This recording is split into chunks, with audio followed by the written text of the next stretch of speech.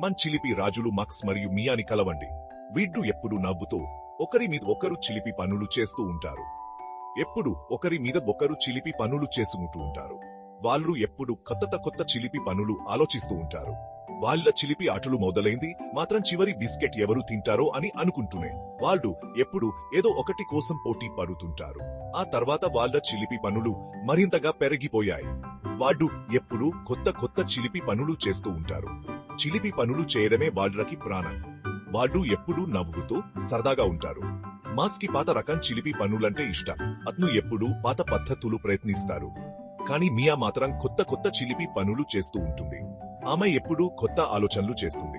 వాళ్ళ చిలిపి తాపత్రయంలో చాలా సార్లు వాళ్ళ తల్లిదండ్రులు ఇరుక్కుపోయేవారు. వాళ్ళు ఎప్పుడూ ఆశ్చర్యపోతూ ఉంటారు. మాక్స్ మరియు మియాను ఆపడం ఎవరి తరం కాదని వాళ్ళ తల్లిదండ్రులకు బాగా తెలుసు. వాళ్ళు ఎప్పుడూ నవ్వుతో సరదాగా ఉంటారు. ఒక వేసవి కాలం రోజు మాక్స్ ఒక సాధారణ చిలిపి పని చేయాలనుకున్నాడు. ఒక బకెట్ నిండా నీళ్లు నింపాడు. ఆ బకెట్ ని జాగ్రత్తగా మియా బెడ్ రూమ్ తలుపు పైన పెట్టాడు. ఆ తర్వాత వేచి చూడటం మొదలు పెట్టాడు. అంతలోనే ఒక పెద్ద అరుపు వినిపించింది. మియా తలుపు తీసింది. బకెట్ నిండా నీళ్లు మియా మీద పడ్డాయి. మాక్స్ నవ్వు ఆపుకోలేకపోయాడు. మాక్స్, ఈ చిలిపి పనికి నువ్వు బదపట్టోసు. ఈ చిలిపి యుద్ధం ఇంకా ముగియలేదు. ఈసారి మియా కూడా ఇరుకోకూడదు అనుకుంది. తన సోదరుడు మాక్స్ కి ఒక మంచి పాయం నేర్పించాలని నిర్ణయించుకుంది. మాక్స్ నిద్రపోయే వరకు వేచి చూసింది. అతను నిద్రలో ఉన్నప్పుడు మియా తన పహకాన్ని అమలు చేయడం ప్రారంభించింది. మాక్స్ చేతి మీద పెర్మనెంట్ మార్కర్ తో టాటూ గీసింది. అది ఒక పెద్ద ఫన్నీ డిజైన్. మాక్స్ నిద్రలేచి స్కూల్ కి వెళ్లాడు. అతనికి తన చేతిపై ఏమి ఉందో తెలియదు.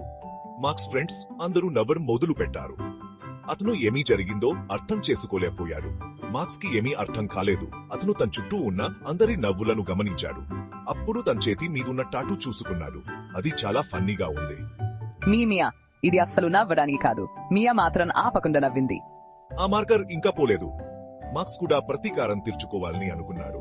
మాక్స్ ఒక వారం రోజులు ఆ టాటూతో తిరగాల్సి వచ్చింది. అది చాలా ఇబ్బందికరంగా అనిపించింది. ఈ చిలిపితో మాక్స్ కి మంచి బుద్ధి వచ్చింది. ఇప్పై మియా పట్ల జాగ్రత్తగా ఉండాలని నిర్ణయించుకున్నాడు. ఈసారి మాక్స్ రివెంజ్ తీర్చుకోవాలనుకున్నాడు. తన కొత్త బ్లూటూత్ స్పీకర్ గుర్తుకు వచ్చింది. ఆ స్పీకర్ ని మియా కోసం దాచాడు. ఆ తర్వాత భయంకరమైన శబ్దాలు ప్లే చేశాడు. మియా ఇంట్లో ఒకతే ఉంది. ఆమె భయపడటం మొదలు పెట్టింది. చివరికి ఆమె ఆ స్పీకర్ ని కనుగొంది. మాక్స్, ఇదంతా నువ్వు చేస్తున్నా. దొరికిపోయావా? మియా పీచుకుంది. ఈసారి మియా ఏదో పెద్ద చిలిపి పని చేయాలనుకుంది.